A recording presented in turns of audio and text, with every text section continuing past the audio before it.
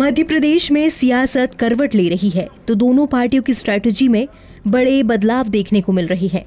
BJP ने MP को जीतकर 18 साल मुख्यमंत्री रह चुके शिवराज सिंह चौहान की जगह उज्जैन विधायक मोहन यादव को दे दी, तो कांग्रेस ने भी अब कड़ा फैसला लिया।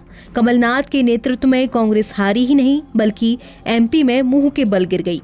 खाते में सिर्फ 66 सीटें आईं।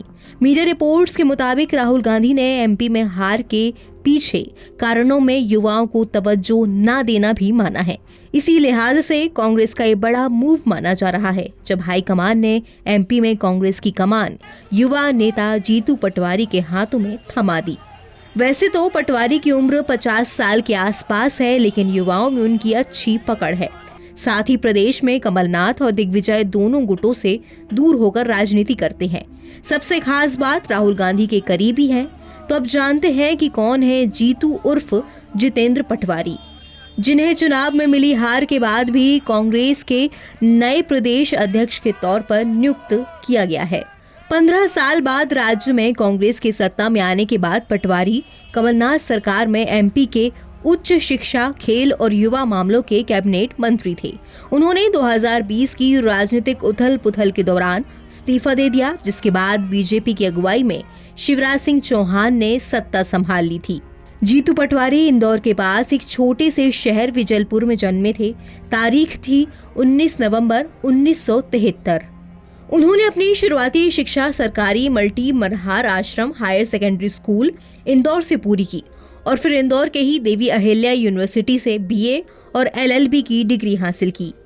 बात करें जीतू के दादा की तो उनके दादा कोदरलाल पटवारी स्वतंत्रता आंदोलन के दौरान स्वतंत्रता सेनानी थे और उनके पिता रमेश चंद्र पटवारी भी कांग्रेस के सक्रिय नेता रहे हैं। पटवारी ने अपनी राजनीतिक पारी की शुरुआत 2013 में राव विधानसभा से विधायक के तौर पर की।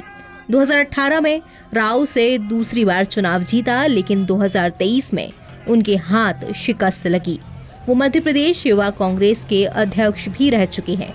मध्य प्रदेश में हाल ही में विधानसभा चुनाव हुए हैं। चुनाव में कांग्रेस को राज्य की सत्ता में आने की उम्मीद थी, लेकिन पार्टी 2030 विधानसभा सीट वाले राज्य में सिर्फ 66 सीटें जीतने में ही कामयाब रही, जबकि बीजेपी ने राज्य में 163 सीटें हासिल कर शानदार फतह अपने नाम कर ली। करारी हार के बाद कद्दावर और पार्टी के काफी सीनियर नेता कमलनाथ को उनके पद से हटा दिया गया, जिसके बाद प्रदेश में कांग्रेस की बागडोर हाथ में मिलने पर जीतू पटवारी ने राहुल गांधी को आभार जताया है।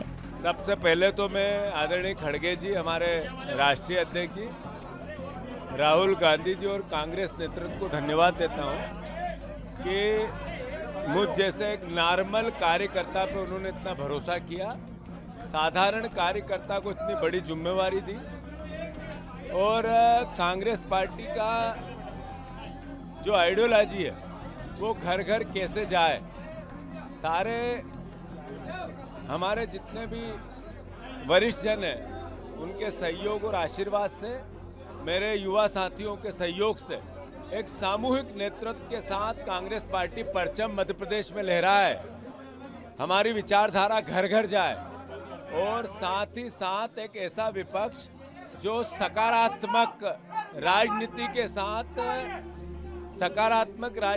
साथ हम एक सहयोगात्मक रवैये के साथ मध्य प्रदेश के हितों का ध्यान रखें। एनबीटी ऑनलाइन की रिपोर्ट।